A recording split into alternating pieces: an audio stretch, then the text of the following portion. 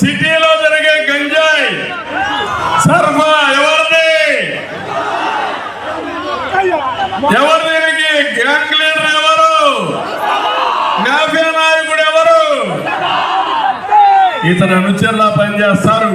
కడా cigarette తయారీలో కూడా గంజాయి కలిపేస్తున్నారు. ఎంత తెలివి తమ్ముళ్ళో ఆ తెలివి అభివృద్ధి పైన ఉంటే చాలా బాగుండేది. వక్ఫ్ బోర్డు ఆస్తుల్ని ముస్లిం కాలేజ్ దగ్గర ఖాళీ స్థలాలు కబ్జా చేశాడా లేదని అడుగుతున్నా. ఇంకో పక్క వక్ఫ్ బోర్డులో పరిధిలో జరిగిన భూ ఆక్రమణలన్నీ ఒకటే హామీ ఇస్తున్నా, ఎక్కడ వక్ఫ్ బోర్డు ఆస్తులు కూడా ఆక్రమణ చేసుంటే మక్కలు ఎరగొట్టి మళ్ళా ప్రాపర్టీ మీకు ఇప్పిస్తా, వక్ఫ్ బోర్డుగా ఇస్తానని మీ అందరికి హామీ ఇస్తున్నా. ఆటో నగర్ లో 8,000 కబ్జా చేశాడు. ఇన్నర్ రంగ్ రోడ్డుతో 32 ఎకరాలు కబ్జా పెట్టాడు.